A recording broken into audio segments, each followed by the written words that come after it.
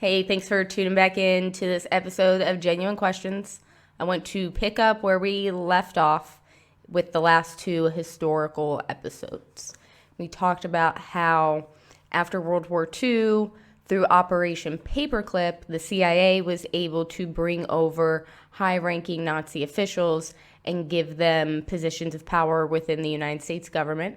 And then about 20 years after that, when JFK became president and was not willing to further their plans to enhance the military-industrial complex, they staged a coup and they killed him.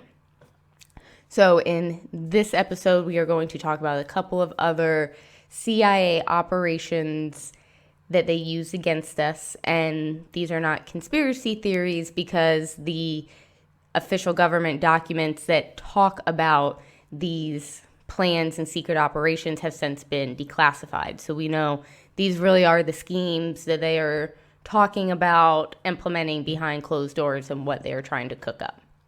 And the first one that I want to talk about is Operation Mockingbird, which is how the CIA has assets in the media that they use to push out their narrative to the public, hence the name Operation Mockingbird.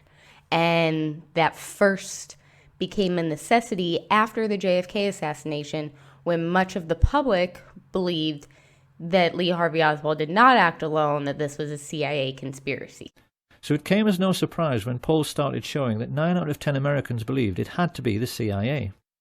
This internal memorandum reveals just how nervous the agency was about this development. It spells out in no uncertain terms the concern spreading in the corridors of power, and the urgent need to rectify this situation through the use of assets in the media.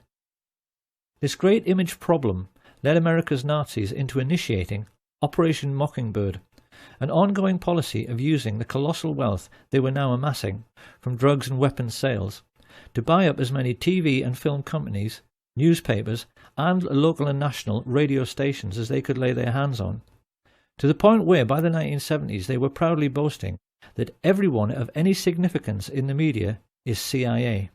Do you have any people being paid by the CIA who are contributing to a major circulation American journal? We do have people who submit pieces to two American journals. Do you have any people paid by the CIA who are working for television networks? This, I think, gets into the kind of getting into the details, Mr. Chairman, that I'd like to get into in executive session. And I believe if you look at the media and how it's used today, I think they still very much use Operation Mockingbird or some fashion of it to continue to do the same thing. And I want to show you an example because I think HBO's John Oliver is one of these assets. And let's watch a couple clips from one of his shows where he talks about the dangers of conspiracy theories. Let's talk about conspiracy theories, particularly why they're so appealing, how to spot them, and what you might be able to do about it. And let's start with the fact that these theories are a lot more popular than you might think. So what can we do here? Well, social media companies are finally doing more to label conspiracy theories or limit their spread. But the truth is, they can only do so much. They don't always have the expertise to litigate what is and isn't true. And the sheer volume of material flying around makes it almost impossible for them to catch everything. So I want to comment on that part really quickly because I can remember after the 2016 election when Facebook was responsible for all the fake Putin Russian memes that tricked us into disliking Hillary, and that was the main source of misinformation, and you shouldn't believe everything that you hear on the internet, especially the stuff that you hear on social media. And now, a short 4 years later, we are now all of a sudden supposed to trust these people as the sole arbiters of truth that get to decide what information we are allowed to see and what is socially acceptable to talk about. That is a very insane turn of events to me, that the people that were to blame for the fake news the first time now get the distinct honor of being in charge of the Ministry of Truth. So now we're going to keep going with the John Oliver clip, and he is going to give us some friendly, helpful advice on how you can spot a conspiracy theory in the wild.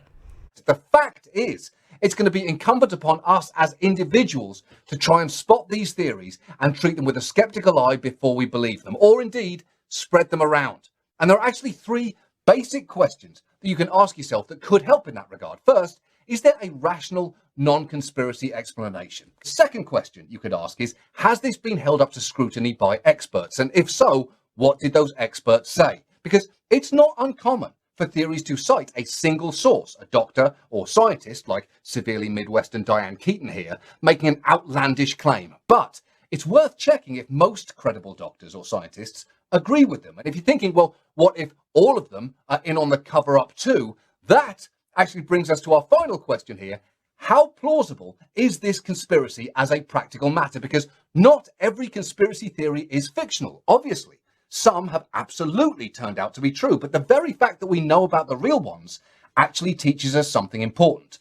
One study looked at real government secrets, like Edward Snowden's revelations about government surveillance, and found the reason they unraveled was because of the sheer number of people who had to keep them secret. They actually created an equation to predict how quickly other science-based conspiracy theories would have unraveled had they been true, finding that faking the moon landing, for instance, would have required an estimated 411,000 people to keep quiet and would have broken down in just over 3.5 years. People do talk about these things. Every conspiracy theory that I've gone over in any of these videos, there have been the people involved in some fashion admitting to it on camera or in an interview. People do talk. It's not that is how we know or form the conspiracy theory, is based on what these people are saying. The media just covers for them when they do, and they either don't show those clips of them inadvertently admitting to what they are doing, or they, the fact checkers throw a, misleading content label on whatever they're about to say. And then the fact checkers at Facebook get to tell you what that person actually meant instead of taking their statement at face value.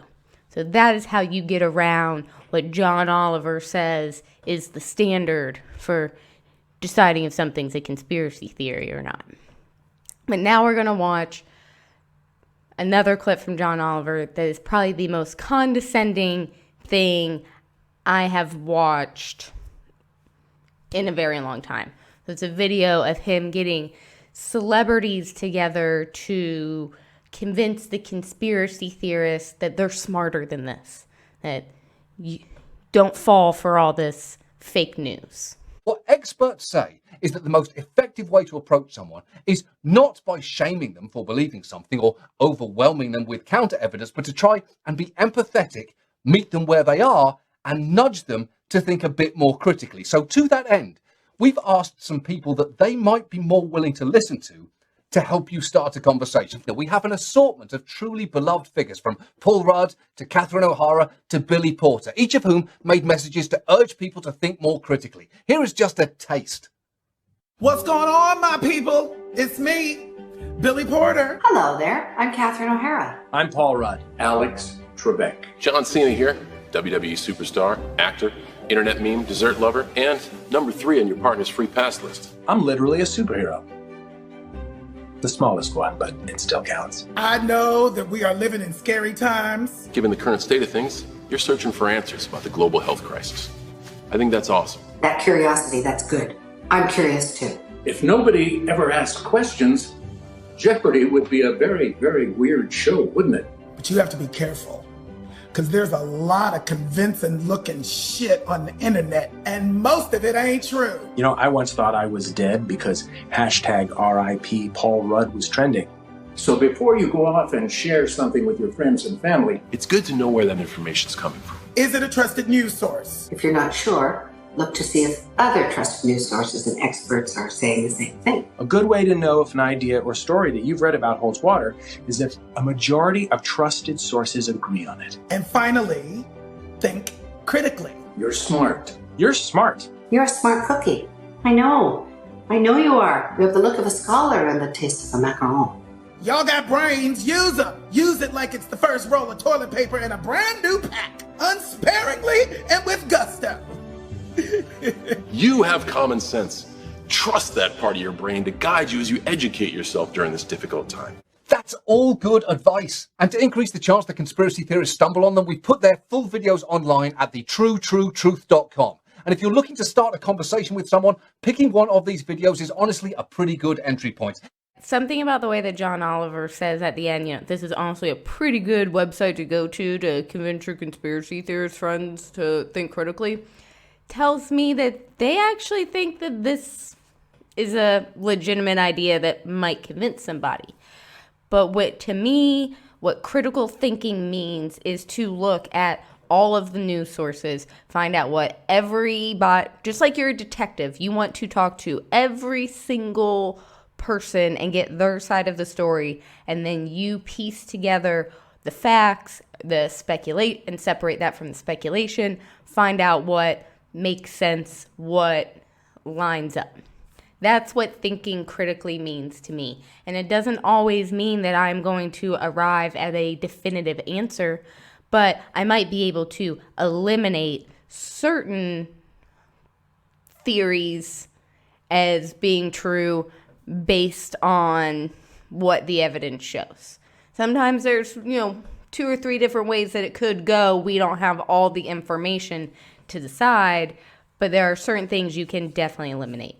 What critical thinking is not is just reading what you hear on the news, and in spite of how little sense that it makes, you just accept it as fact because that's what the authoritative news sources are telling you is true. There's a lot of things that we've shown in these videos that they do get wrong. So prior credibility does come into play. And just blindly taking their word for it because they say so, it does not make a person a critical thinker. But I want to show one last clip from this episode of John Oliver because he mentioned something and it actually brings up a few genuine questions that I have about the Reagan assassination. We're satisfied with smaller explanations. And so there have been almost no conspiracy theories about the attempted assassination of Ronald Reagan, either at the time or subsequently. Well, obviously they have not talked to me because I have a conspiracy theory about the Reagan assassination. And H.W. Bush, the guy who seemed to have been working with the CIA and in charge of the anti-Castro Cubans who were a part of his assassination attempt, he was the vice president to Ronald Reagan. He would become president if Ronald Reagan was assassinated. And just about 3 to 4 months after Reagan took office, there's an attempt on his life by a guy who's friends with the Bushes. The Hinckleys and the Bushes have been friendly for decades, going back to when the Hinckleys were donators to Poppy Bush's, H.W. Bush. They donated to his political campaign, and they supported the first unsuccessful bid for Congress for George W. Bush in 1978. The families lived close to each other. They socialized. Even more strangely, Neil Bush, the son of H.W. Bush, was scheduled to have dinner with Hinckley's brother Scott the day after the shooting. The shooting took place on Monday, March 30th, 1981. Neil and his wife Sharon were to have dinner with a girlfriend of hers who brought along Scott Hinckley as her date. Scott had supposedly been invited to round out the foursome. The FBI declined to release 22 pages of documents that included the names and associates and organizations linked to Hinckley and details of his finances. A jury bought the story that Hinckley was one of the deranged individuals who was obsessed with the actress Jodie Foster, and he was found guilty and packed off to a Washington area mental hospital. And that institution has a fascinating history of involvement with the CIA's MK Ultra mind control programs. And congressional hearings in the 1970s revealed the existence of these MK Ultra mind control programs. And 5 years before Reagan got shot, at the time of those hearings, the CIA director was Poppy Bush. And remember, which is H.W. Bush. And remember, J. Edgar Hoover documents show that Poppy Bush, H.W. Bush, probably was most likely working with the CIA back in the early 60s, at the least. So he is a CIA guy through and through and would definitely know about these mind control programs.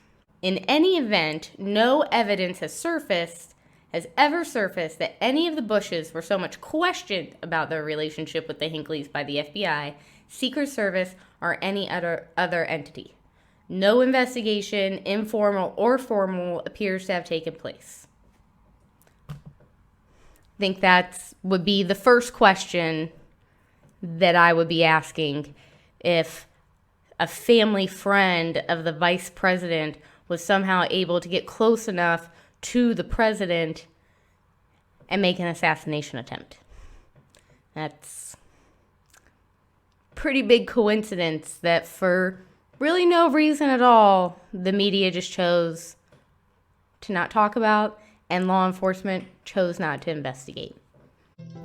So perhaps it's time now to ask what we have learned and how best we can use this new understanding about the West's secret history to evaluate what is really going on in our world right now. And the mafia military exert hold over all career politicians. At some time on the way up, they are maneuvered into a compromising position in order to make sure that whoever got elected, he was always their man and on their side. Once the mafia military have got something on them, the career politicians, judges, senior police officers and media moguls face a stark choice. Either take your payoff, which is usually worth millions of dollars, or go to jail for life for your misdemeanor. So the question must now be asked, if this shadow government of the world's only superstate can get away with the murder of a president and through their wealth be in total control of the United States military, media, and the justice system, what else might they be getting away with? So in that video there, they talked about you either accept your bribe or you go to jail for your misdemeanor.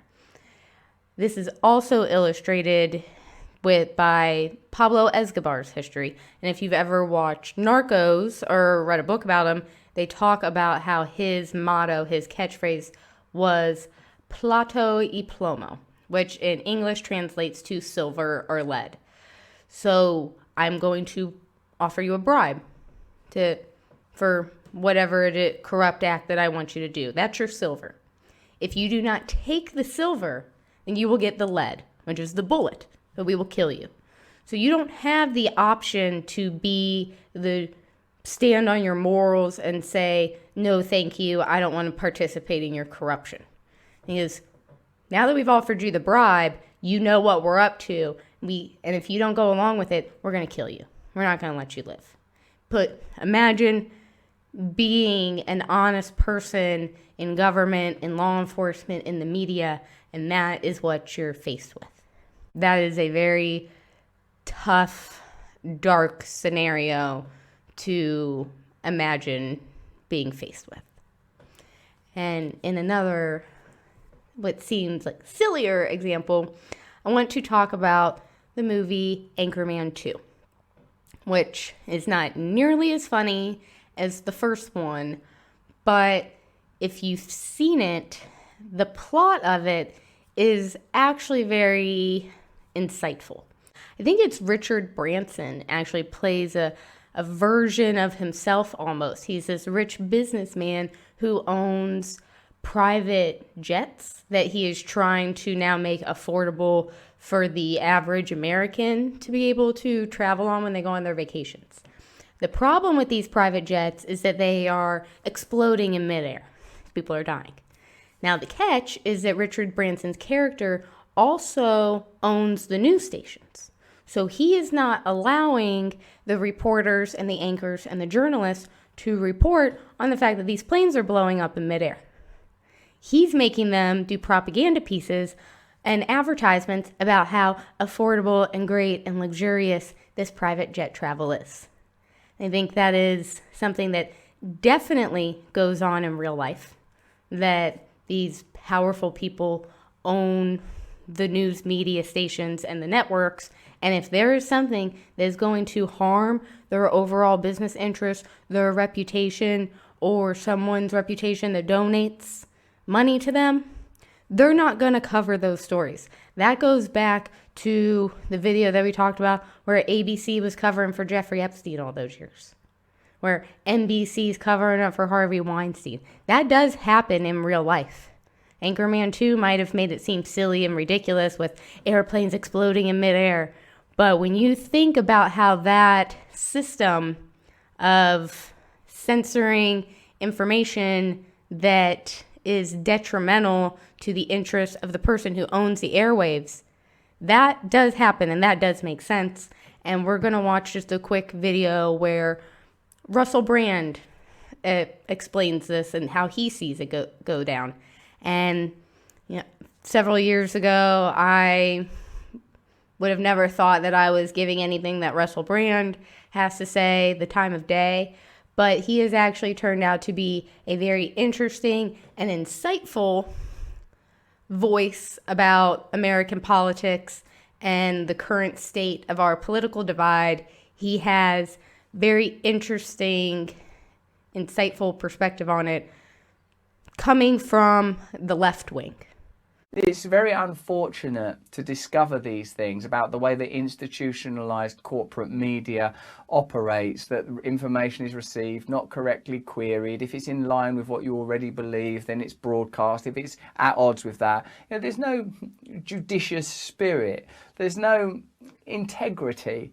It's really unfortunate. Whether you look at, if you look at the political relationships they have, corruption, they've got political alliances. Then you look at the commercial relationships they have with people that advertise. Oh, pharma companies advertise on there, so we're not going to say nothing about that. Oh, big food, they advertise, and we're not going to say anything about that. So its actual function of communicating information to you, me, us, the people, well, that's just pure theatre, just pure theatre. You can sort of you might as well watch it the same way as you watch wrestling or something. Go, well, I enjoy this, but I know it's made up.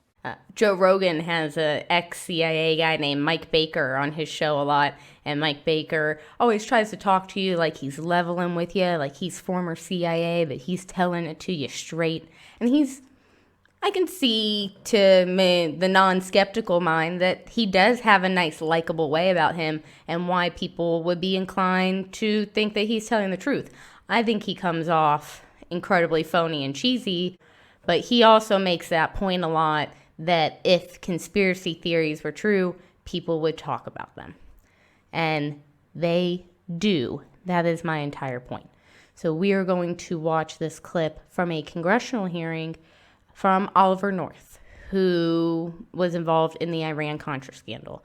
And we touched on this previously in an old episode, but just to remind everyone, on paper, the Iran-Contra scandal was the Reagan administration helping these Nicaraguan freedom fighters by giving them weapons without congressional approval.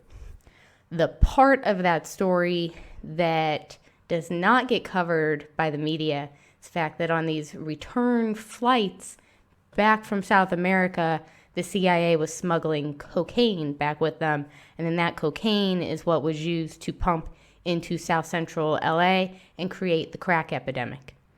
And then if you want to talk about systemic racism, then you have Joe Biden creating the cocaine crack sentencing disparities. So they created the crack epidemic, intentionally fed it into black communities in South Central LA, and then disproportionately locked up the crack users. So That's what the CIA is up to, profiting from this drug smuggling trade on all fronts, from shipping the cocaine to incarcerating its users. So here is Oliver North in a congressional hearing under oath talking about how the goal of the CIA is to be its own self-sustaining entity with an off-the-books revenue stream. And what a better way to have your own self-sustaining economy that you do not need to ask Congress for funds and approval to do your dirty little schemes.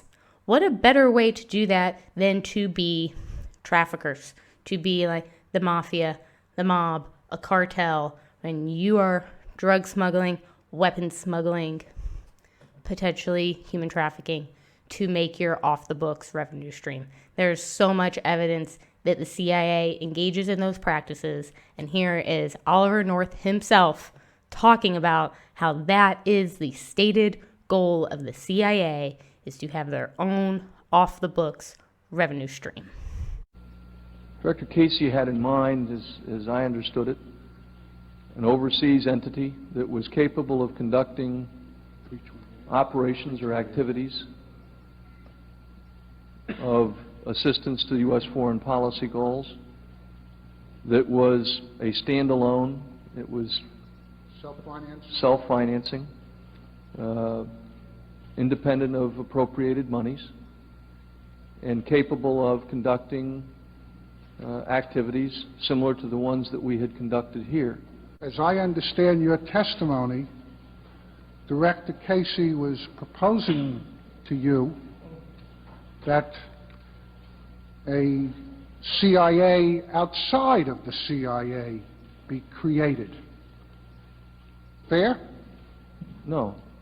Well, wasn't this an organization that would be able to do covert policy to advance U.S. foreign policy interests? The director was interested in the ability to go to an existing, as he put it, off-the-shelf, self-sustaining, stand-alone entity that could perform certain activities on behalf of the United States. You understood that the CIA is funded by the United States government, correct? That is correct. You understood that the United States government put certain limitations on what the CIA could do, correct? That is correct. And I ask you today, after all you've gone through, are you not shocked that the Director of Central Intelligence is proposing to you the creation of an organization to do these kinds of things outside of his own organization? Counsel, I can tell you I'm not shocked. I don't see that it was necessarily inconsistent with the laws, regulations, statutes, and all that obtain. I don't see that it would necessarily be unconstitutional. I don't see that it would necessarily be in any way a violation of anything that I know of. So that as far as your own personal knowledge was concerned, the people who approved the purchase of this ship for this covert operation were you, the Director of Central Intelligence, and Admiral Poindexter. And Richard Secord, who was managing the private commercial operation. Did Richard Secord do it at the request of you? He did. Don't you think that's a decision that the President of the United States should make? If the Director of Central Intelligence asked me to produce a ship, and I did so, I think that is good and sufficient. And then Admiral Poindexter says to you, I am afraid you are letting your operational role become too public. From now on, I don't want you to talk to anyone else, including Casey, except me, about any of your operational roles. In fact, you need to quietly generate a cover story that I have insisted that you stop. Remember that? I do. So he wanted you to continue, but to have a cover story that you stopped. Third operations reached a point where not only Congress was regarded as too indiscreet to be told, but that even the Director of Central Intelligence made that list. So another operation that the CIA does, and there are documents to prove that this was one of their plans, is Operation Northwood. And Operation Northwoods is a way to create a false flag terrorist event to drum up the American public's support for us to engage in some sort of foreign conflict or intervention. Here's a video where they discuss that. Avery also pointed out that in Kennedy's time, his chiefs of staff drafted plans to kill innocent people and commit acts of terrorism in the United States in order to whip up support for a war with Cuba. Codenamed Operation Northwoods, these plans included hijacking planes and blowing up ships and landmark buildings in order to stimulate a helpful wave of national indignation which could be used to oust Fidel Castro. So truthfully, that, I hate to say this, and it took me a long time to get to this point. I was never a 9/11 truther or skeptic until the last several years, seeing the other things that I believe the CIA has done and is capable of. It has now made me take a second look at that. And Operation Northwoods, unfortunately, does sound like a blueprint for September 11th. But there are a couple of just other weird aspects to this story that I don't think get talked about enough, and you're free to go in a deep dive down that rabbit hole if you choose. I just want to point out just these three quick things that I think are really weird and maybe help set the stage for the broader picture. So the first one is the fact that the BBC reported on World Trade Center 7 that Building 7 collapsed. And there's a lot of debate about why Building 7 collapsed. Could Building 7 collapse because some burning papers through the air landed on the building and caused that one to set fire to? It's interesting that no other buildings in that area went down in the same fashion as those three towers, but I would like to show you the BBC news clip where they're reporting that that building has collapsed about a half an hour before it actually does. And you can still see that as the reporter is saying this, Building 7 is still standing in the background behind her. Jane, what more can you tell us about the Salomon Brothers building and its collapse?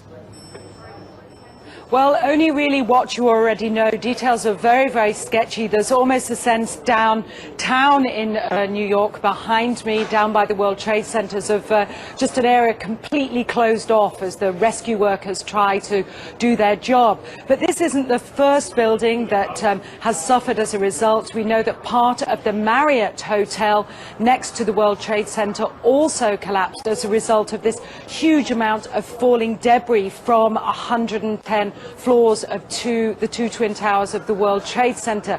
As you can see behind me, the Trade Center appears to be still burning. We see these huge clouds of smoke and ash, and we know that behind that there's an empty piece of what was a very familiar New York skyline, a symbol of the financial prosperity of this city, but completely disappeared now, and New York is still unable to take on board what has happened to them today. Well, unfortunately, I think we've lost the line with Jane Stanley in Manhattan. Perhaps we can rejoin her and follow that up later. In response to that, the BBC came out with a letter saying that they are not involved in any sort of conspiracy.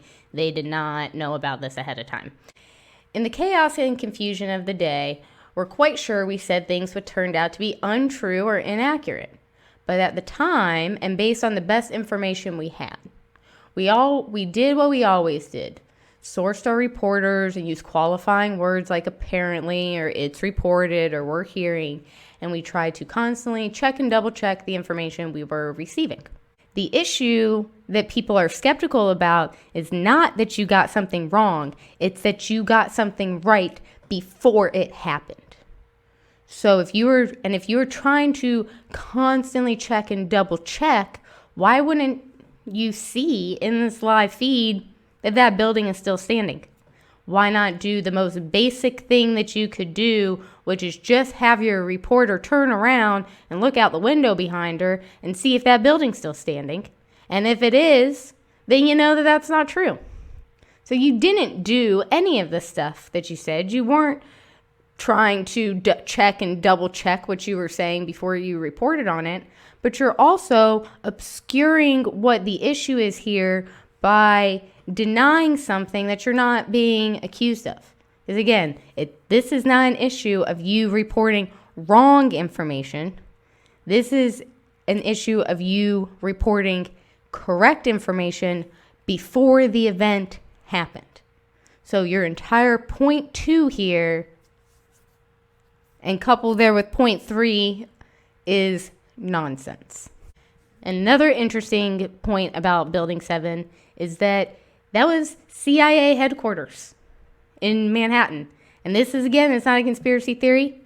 The CIA admits to this. Building 7 was holding a CIA office. And of all the buildings around Manhattan that collapsed, besides the 2 that got hit with the planes, it's the only other one that's happened to that collapsed at free fall demolition speed was the CIA office just a couple blocks away. There's another weird aspect with the mainstream media in the story, and it's a witness interview that they conduct in pretty much the immediate aftermath of the buildings falling down with just a random guy on the street. And if you listen to this interview, you will notice a man in a suit right behind the guy being interviewed, kind of pacing back and forth. To me, it seems like he's clearly listening in on what's being said in this interview. Maybe he's just a random person also that's trying to figure out what's going on, but the body language seems a little off here. But also listen to what the man being interviewed is saying, because how would some random man on the street know the reason why these buildings collapsed when that's never happened before in history? You can say that jet fuel was burning hot enough to melt those steel beams and cause that collapse. That's fine if that's what you believe, but that is unprecedented. That is the only time in history that had ever happened, and maybe ever will happen. We'll see. But the fact that this random average Joe guy on the street, before any of these reports came out from the government agency NIST that came with that conclusion months later, that this guy on the street knows that that's the reason is very suspicious to me. It's almost as though he is some sort of staged plant whose purpose is to start to get this version of events on television and into the American conscience. It is perfectly clear that the 9/11 street people are trying much too hard to convince their audience. Approximately several minutes after the first plane had hit, I saw this plane come out of nowhere and just ream right into the side of the Twin Tower, exploding through the other side. And then I witnessed both towers collapse, one first and then the second, mostly due to structural failure because the fire was just too intense. The last video regarding 9/11 is going to start with the clip of Donald Rumsfeld admitting on September 10th that the Pentagon just couldn't account for trillions of dollars. They just don't know what happened to it. They're just missing trillions of taxpayer dollars that went towards the Pentagon. They don't know what happened to it. He admits that on September 10th, and because of the events of September 11th, that never really gets talked about again. That gets forgotten. And then it also points out another interesting connection between the Bush family and this major historical tragedy that I also don't think gets talked about enough. And if you pay attention to the end of this clip, the man makes an interesting prediction that given where we are in the present day in 2020, is interesting that this is where he predicted the CIA would be turning next. According to some estimates, we cannot track $2.3 trillion in transactions. $2.3 trillion with a T. That's $8,000 for every man, woman, and child in America. This is how the rich have rigged the system, so that it benefits them at the expense of everyone else all the time. But in order to keep this fraud going, the public must always be convinced of the need for military expenditure. This is where all the phony terrorism comes in. And if we want to find out who is behind this ongoing hoax, we only have to look at Securicom, the company in charge of World Trade Center security, who removed all guards and sniffer dogs from the buildings on September 10th, so that the charges which brought down the towers in controlled explosions could be planted. If we now ask, who is the chief of Securicom, who do we find? Marvin P. Bush, brother of George W. Bush, son of the man who orchestrated the plot to assassinate President Kennedy, and grandson of the man who made the family fortune from Auschwitz slave labor. The Bush family and their rich friends have been behind all of it.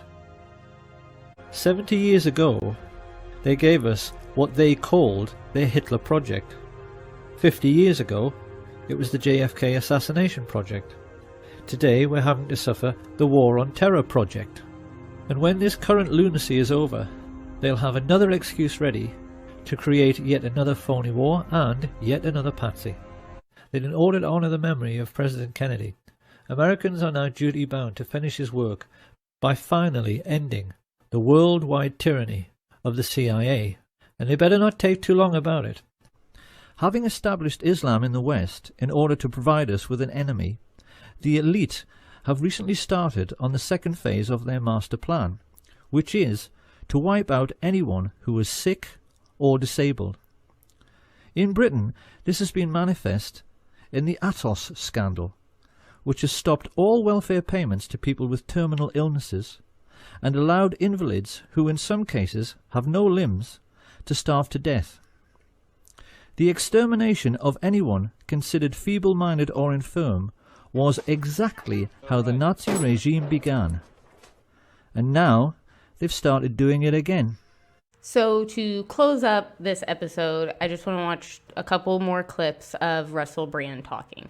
And in this first one, he discusses what I also noticed in regards to the motivation behind the media and these politicians' hatred for Donald Trump.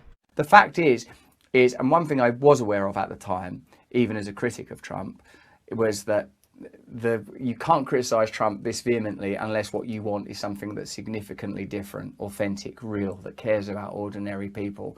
You know, I've said that it ought to be regarded as, you shouldn't see Trump as an individual icon. You should say period before Trump, Trump, period after Trump, and look at the whole phenomenon. What led to Trump? What happened under Trump? What's happening now after Trump? And look at that whole thing. What does it feel like for ordinary Americans? What's improved? What's improved economically? What institutions have been tackled? What corruption has been addressed? What's really changed? What's happened? If you look at it that way, a lot becomes more clear.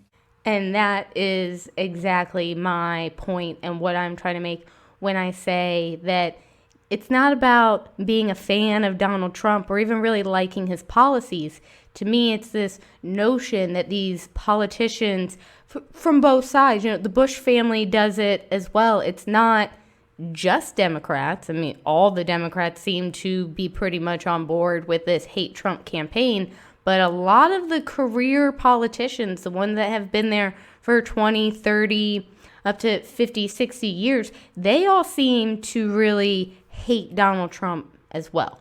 And it's always portrayed as being on this moral ground. Donald Trump is a bad person.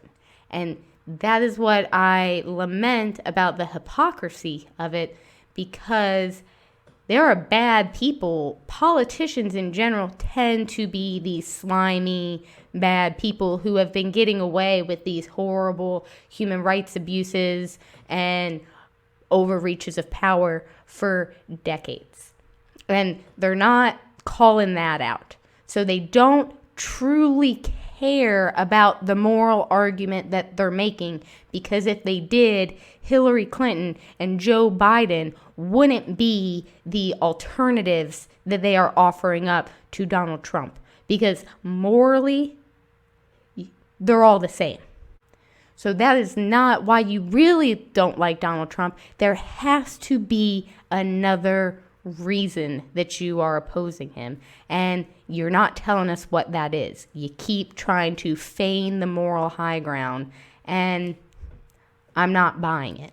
What it seems to me is that this is another case of a person being elected to president of the United States who is not controlled by the CIA. And that's not happened since JFK. And when JFK stood in their way, they blew his head off. Nowadays, you can no longer assassinate someone like that in the middle of the afternoon on an open street, because everyone has a camera and a cell phone. It would be so much harder to get away with something like that now with the advent of social media and information not being able to be controlled and always filtered through the mainstream media before going out to the public. So if you can no longer actually shoot someone in the head to get them out of your way, a really great way to do it would be to assassinate their character through a constant barrage of negative press. So to finish up, this last clip from Russell Brand is him describing his politics and his motivation for why he does his YouTube channel. And I don't want to just repeat it and plagiarize it, but since it perfectly articulates my motivations for why I am interested and why I make these videos, I am just going to play that clip where he discusses his worldview, and I will close out by co-signing his statements. So thank you, as always, for tuning in to Genuine Questions. I'm very much looking forward to where we are going from here. Once you recognize that people create certain truths in order to meet certain ends and aims, the idea that you might be able to trust their integrity obviously dissolves. This in itself is a big enough issue to cause concern, but what else is implied? I suppose what I personally think is it suggests to me that everything is a kind of construct. All of the information that's peddled and rendered is unreliable. The primary function is to create a state where people do not query or question and go along with edicts and ideas that are convenient to the powerful. And truth is just lost and just irrelevant for expedience. Propaganda is real. And again, I personally, as I'm not an American citizen, I don't believe in contemporary bipartisan democracy. I believe in real democracy, community democracy, collective democracy, power for the people that are affected by the decisions that are made by that democratic process, the removal of lobbying, control and regulation of powerful economic forces that dominate the legislative and administrative procedures. So like, I don't see either of those parties as being any better. And when I think both of these beasts are of no value to ordinary folk like you and me, and never will be until the relationships between government, media, big tech, big business are properly investigated, until there's some real regulation, until there's a commitment to authenticity, truth, open-mindedness. The fact is, I'm a bloke. I worked as an actor for a while. I just say what I see within the limitations that I have. I'm not working for anybody else. I'm not paid by anybody else. I've got no interest in any particular outcome other than the betterment of human society, the betterment of our individual experience. I don't want more power. I don't want more money. What I want is more truth, more freedom for me, more freedom for you. You can't have one without the other. All you can have within those confines are different flavors of tyranny. And if your version of truth is oppressing other people's truth, if your version of victory is that you get to be the perpetrator rather than they get to be the perpetrator, then that's not something that interests me. Real values drawn from somewhere deeper than these superficial systems.